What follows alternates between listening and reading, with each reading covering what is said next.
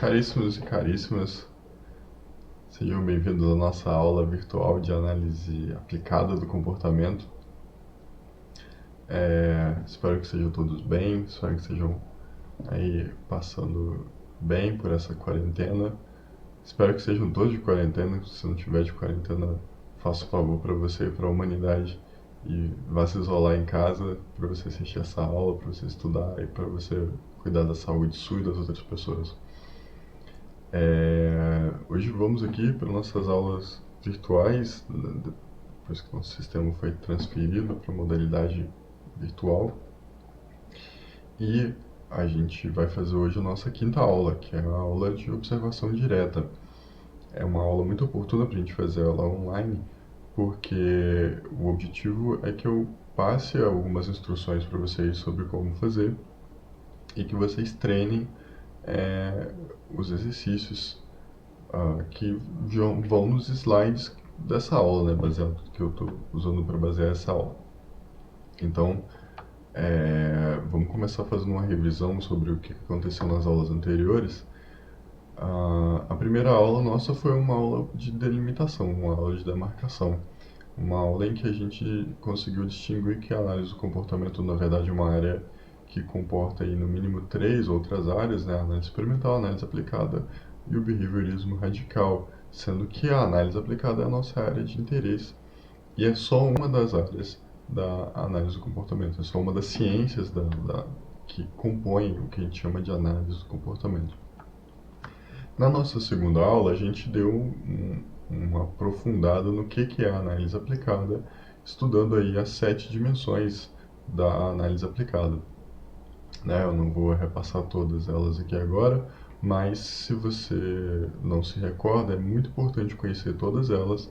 Vale a pena voltar no material das aulas anteriores para recuperar aí o que foi que a gente discutiu. Tendo visto essa parte mais teórica, a gente partiu então para a parte mais prática. E na terceira aula a gente estudou os instrumentos e as formas de fazer uma avaliação funcional de comportamentos a serem alvo de uma intervenção. Na aula seguinte, a gente fez um exercício relacionado a como você filtra os comportamentos avaliados, né? A ideia é de que após uma avaliação você provavelmente vai ter uma lista de comportamentos que estão precisando ali sofrer algum tipo de intervenção, por onde começar. Na aula passada a gente fez alguns exercícios de seleção desses comportamentos, usando como critério básico a relevância social que esses comportamentos têm para os nossos clientes, não necessariamente para a gente, não necessariamente para as pessoas ao redor, mas focado principalmente no cliente, no contexto social no qual ele está inserido.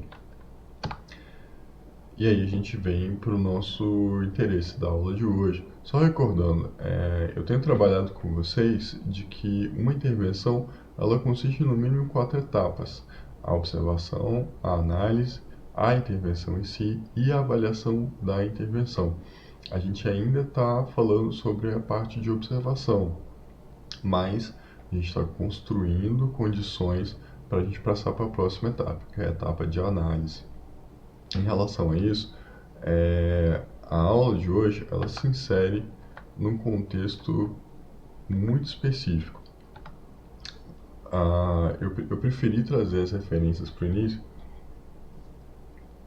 para poder dizer que tudo que a gente vai encontrar nessa aula de conteúdo, de conceito, de teoria, não é meu. Eu estou usando tudo baseado nesse livro.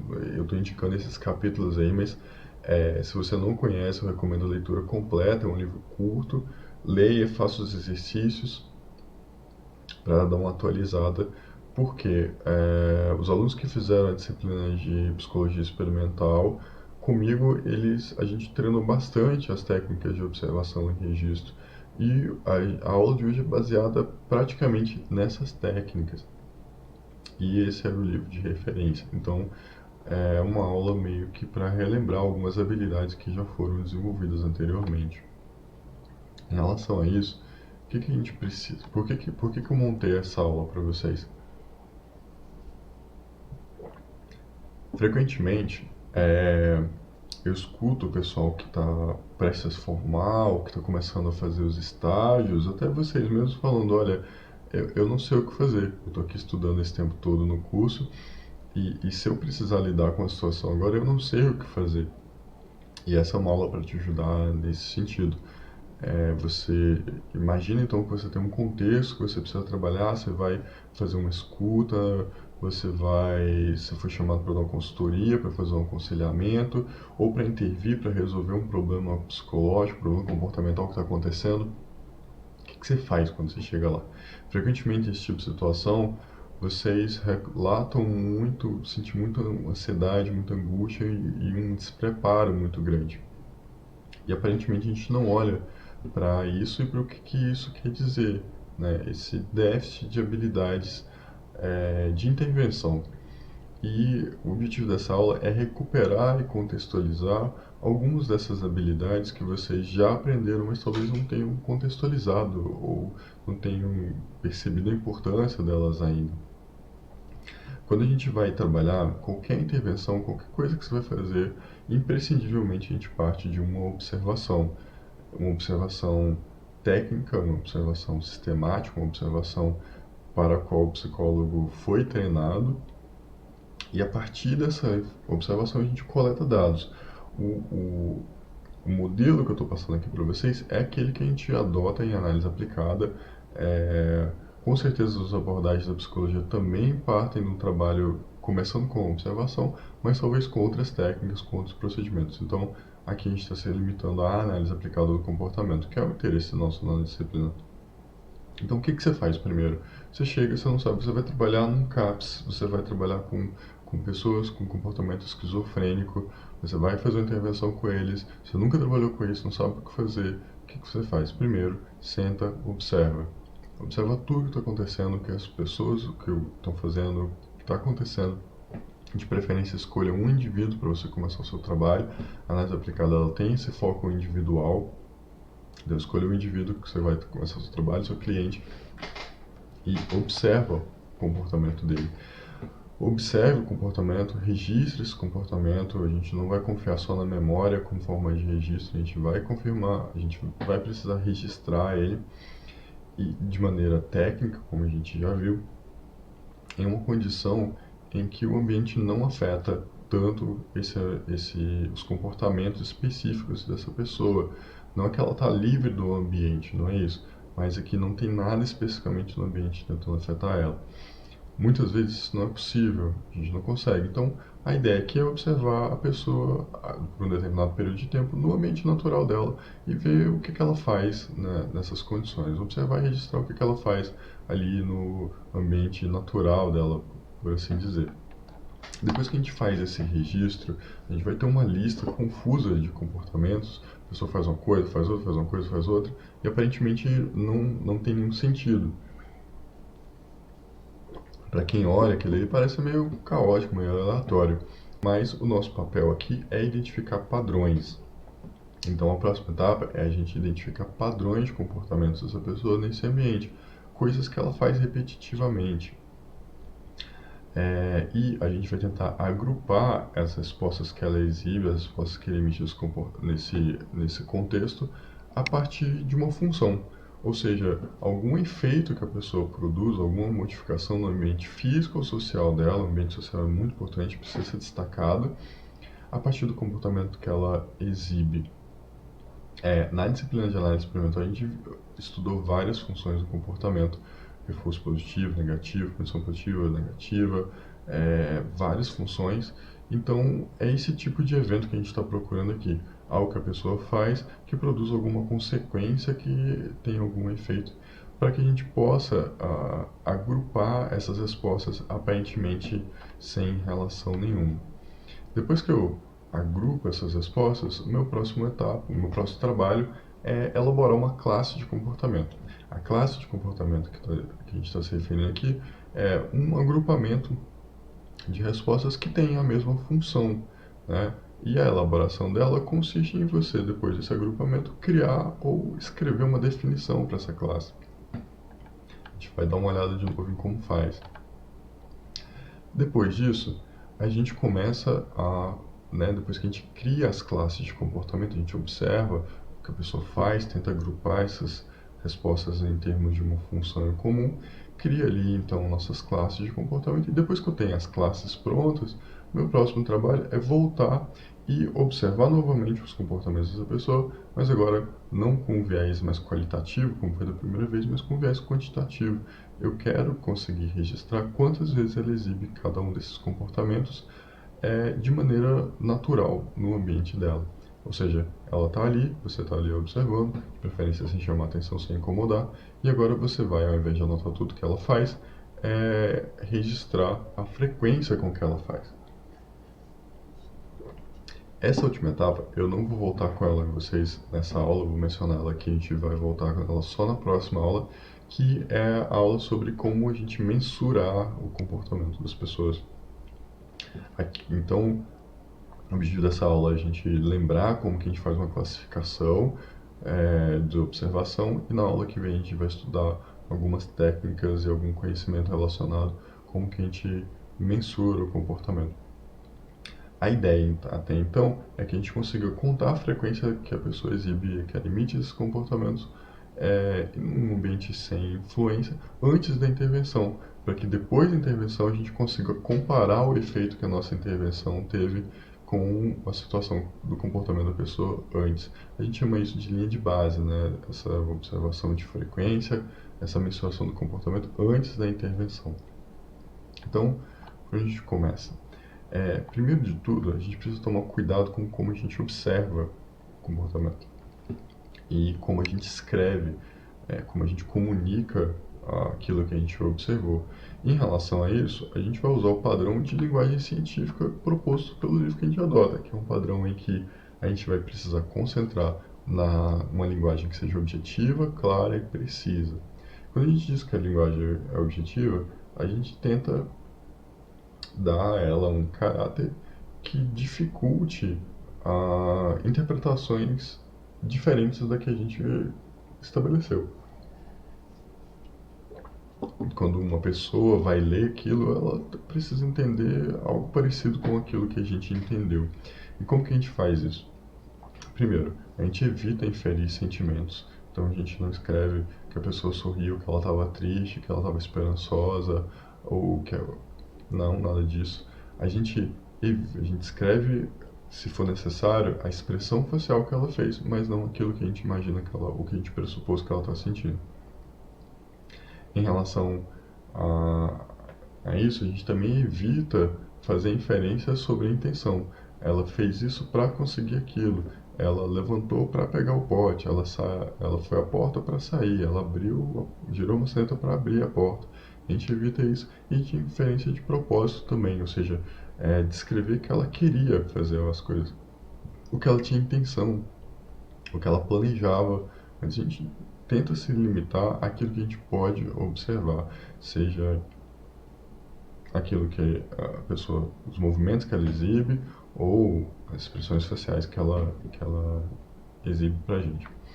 A linguagem científica também ela deve ter cuidado com clareza, ou seja, dependendo de para quem a gente vai escrever, a gente tem que adequar a nossa linguagem, sempre balanceando a nível de detalhes, né, que é a questão da precisão, com clareza. Quanto mais nível de detalhes tiver, menos claro vai ficar. Quanto mais claro, menos preciso vai ficar. É um balanceamento que a gente precisa tomar cuidado aí, dependendo do trabalho que a gente for fazer. E a precisão se refere a gente tentar usar maneiras mais quantificáveis possíveis na nossa observação. Então, ao invés de dizer, por exemplo, que a criança comeu alguns doces, a gente conta quantos. Ela comeu 14 doces. Quantos passos, qual o método, qual a distância, muito pouco, a gente evita esse tipo de inferência, né, de termo. Que ela comeu demais, ela brincou muito, ela é agitada. A gente tenta colocar ali quantas vezes, sempre que possível. Nem sempre é possível, nem sempre é necessário, mas em todas as situações a gente vai tentar fazer uma linguagem mais precisa o possível. Então, depois de a gente lembrar sobre em relação à observação, o que a gente vai registrar? Em relação ao que está acontecendo no contexto, a gente vai registrar dois tipos de eventos. Eventos físicos, né, relacionados a energias físicas, luz, som, calor, né, gravidade, essas coisas, e eventos sociais, que é outras pessoas que estão interagindo com a pessoa que a gente está observando. Alguém fala, alguém chama, um sorriso, uma expressão. E em relação à pessoa que a gente está observando, a gente vai registrar eventos comportamentais, movimentos, vocalizações, ou né, comportamento vocal, ou expressões sociais, dependendo do objetivo. Registrar todos eles geralmente torna o registro muito complicado, para que a gente está fazendo manualmente, né, sem uma máquina de filmagem. Mas, em termos do que a gente observa e que a gente vai registrar isso. No contexto da pessoa, eventos ambientais, em relação à pessoa, eventos comportamentais, sendo que os eventos comportamentais são movimentos, vocalizações ou expressões faciais que ela exibe. Como que a gente faz o registro? Qual que é a técnica de registro? Primeiro, mais importante, a gente começa o registro indicando onde o sujeito que a gente está observando está e qual é a postura que ele se encontra, né? Olha, tá fulano S1 em frente à porta, sentado, levantado, em pé, de costas e por aí vai. A gente diz sempre quem emite a ação, S1, S2, a gente usa siglas para não colocar o nome das pessoas e para facilitar também, para deixar mais rápido. Eu vou deixar aqui todas as dicas, eu não vou passar por elas um por um, porque isso é algo que a gente já viu na disciplina de estrutura experimental. Basta dar uma lida aí para vocês se lembrarem. Se você não se recorda ou se isso aqui é novo para você, eu recomendo muito pegar o livro para dar uma estudada nisso, porque agora não é o nosso objetivo revisar toda a técnica. Mas a técnica de registro aqui ela é bem tranquila de aplicar, ela requer um pouco de treino para pegar o jeito, equilibrar a velocidade, clareza e precisão, mas é bem tranquila de se dominar. E, para usar de exemplo, eu trouxe aqui esse vídeo desse bebê para a gente fazer o procedimento de observação e registro aqui.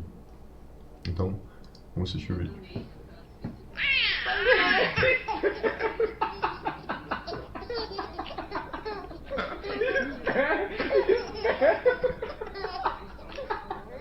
Espera.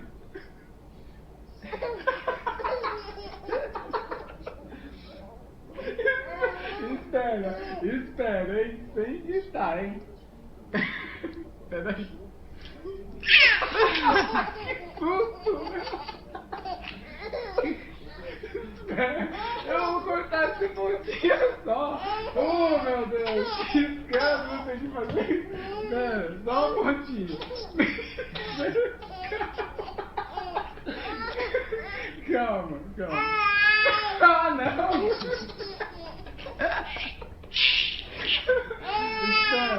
Espera, só essa pontinha.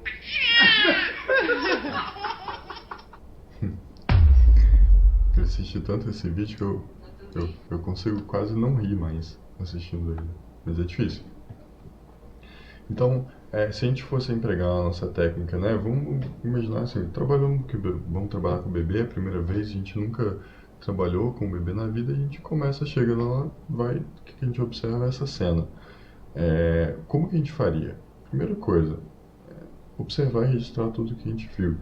Eu adiantei aqui e fiz o registro pra gente do vídeo. Não é um registro que está perfeito, dá para melhorar algumas coisas aqui, mas serve de exemplo de como que a gente faz esse trabalho. Eu não vou ler o registro inteiro, né? Só notar com vocês que a gente sempre começa escrevendo quem faz alguma coisa, o local e a postura em que essa pessoa se encontra. No caso do vídeo, a gente tem duas pessoas interagindo, as duas são importantes, então a gente pode colocar aí uma entrada para a primeira pessoa, uma entrada para a segunda pessoa. Tem os slides que estou mandando para vocês, então dá para vocês darem uma olhada lá direitinho em todas as entradas. Depois que a gente faz a observação e registra tudo que a gente observou, a gente vai tentar fazer um agrupamento de comportamentos. Então, pega um comportamento que pode ser importante, pode ser interessante, ou que se repete mais, escolhe ali e vamos tentar identificar padrões no que a gente está observando para fazer um agrupamento. Esse agrupamento vai ser baseado na morfologia, na forma do comportamento ou na sua função. Agrupamentos morfológicos aqui, ou seja, a gente reúne comportamentos baseados na topografia deles, né? Geralmente estão relacionados com a posição ou postura. Então, a pessoa está de pé, a pessoa está fazendo, né, um determinado movimento. E são esse tipo de agrupamento para classificação, ele é mais indicado quando a gente está falando de expressões faciais, ou seja, quando a gente está tentando analisar expressões faciais, o agrupamento funcional não ajuda muito a gente, apesar de que é possível. Estou falando um trabalho inicial, né, uma área que a gente não conhece bem. E geralmente a gente usa muito classificação e agrupamento morfológico, né, definições morfológicas, para trabalhar com treinamento e desenvolvimento, para trabalhar principalmente com treinamento de movimentos, né, com educação, como que faz para amarrar, como faz para se levantar, esportes também.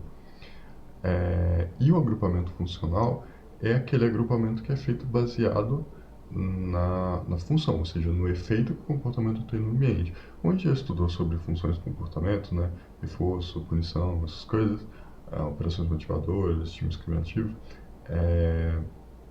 isso fica mais fácil para a gente entender agora. E é o nosso foco em análise de comportamento. Lembrando que classificações e definições baseadas na função, elas são mais interessantes porque a gente está falando do comportamento verbal. A topografia do comportamento verbal é um pouco difícil de a gente medir, ou até um pouco inútil de ser medida, então a função do comportamento verbal ela acaba sendo mais atrativa, ou facilita um pouco o trabalho quando a gente está tentando fazer uma classificação. Então, baseado nisso, nessa técnica de agrupamento aqui, eu selecionei do S1 alguns comportamentos que, apesar de que está escrito aqui que S1 gargalha, ele nunca gargalha do mesmo jeito. Então, se a gente fosse fazer um registro fiel mesmo, a gente registraria o som e que toda vez que ele ri, ele faz um barulho, uma verbalização e sorri e gargalha, ele nunca faz do mesmo jeito. Então, se a gente precisasse agrupar isso pelos sons que ele emite, ficaria muito difícil. Então, a gente vai agrupar pela função, porque sempre depois que ele gargalha, acontece dois eventos específicos. A gente consegue observar esse padrão. Ele gargalha, acontece esses eventos. Quais são esses eventos? O S2, ele afasta o alicate e ele gargalha junto. Então, a gente pode agrupar a risada, né, e as verbalizações do S1 a partir do efeito que ele tem ali no ambiente dele, que no caso é o S2. Então, eu fiz aqui o agrupamento dos eventos, né, no slide anterior a gente tem o número de cada evento. Eu digo aqui o agrupamento baseado na função, usando aquela lógica, a gente tem que ter essa lógica para fundamental que a gente está fazendo, e escrevo a minha definição. A definição aqui, eu coloquei o nome dessa classe de comportamento como vocalização e gargalhada, no caso estando S2 diante de si, né, diante do S1, segurando o alicate, consiste em emitir sons e risadas de maneira que S2, no caso está escrito errado aqui, gente, é S2, gargalhe e afaste o alicate das unhas. Inicia quando S1 emite algum ruído e termina quando fica em silêncio. Então, essa é uma definição. O interessante é que eu pegasse, no caso, todos os comportamentos e encaixasse eles em definições, criasse categorias para definir e definisse todas essas comportamentos nessas categorias, né? Então, eu teria uma lista de comportamentos, uma lista de classes de comportamentos que essa pessoa exibe. No caso em questão, a gente observa basicamente um comportamento só, uma classe de comportamentos, porque é um exemplo simples, é para a gente relembrar, para a gente aprender, mas na prática não é isso que a gente vai observar. A gente vai observar a pessoa exibindo vários comportamentos com várias funções diferentes e para cada função a gente cria uma classe nova. E é importante que durante a observação a gente registre todos os comportamentos e classifique todos eles para a gente criar uma lista de diversas classes de comportamentos. Por quê? Na próxima etapa do exercício, que vai ser na próxima aula, a gente vai começar a mensurar quantas vezes esses comportamentos acontecem. A gente vai mensurar quantas vezes eles se repetem em todas as classes e não só uma classe.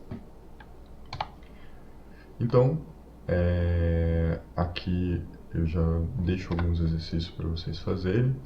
Em relação a como se faz essa definição, é ainda importante destacar que a definição ela tem 3 etapas, né? Ela tem no mínimo 3 partes: as condições necessárias, a descrição do evento em si e a unidade de análise. Então, a definição ela vai precisar no mínimo dessas 3 etapas. Os exercícios eu vou deixar eles aqui para vocês fazerem. Lembre-se que as definições elas precisam ser feitas em relação à função. Então, vocês podem observar várias respostas diferentes, mas com a mesma função. Tipo, levanta da cadeira, estende a mão à prateleira. São 2 respostas diferentes, mas a função das duas é pegar o pote de doce que está em cima da prateleira. Então, esse efeito, essa consequência reforçadora, ela estabelece a classe inteira. Então, nos exercícios seguintes, vocês podem observar várias vezes que há esse encadeamento de respostas que tem a mesma função. Uma dica é perceber as repetições, né? Os padrões. A gente na psicologia, principalmente na análise de comportamento, a gente está interessado em identificar padrões, a gente pode identificar regularidades.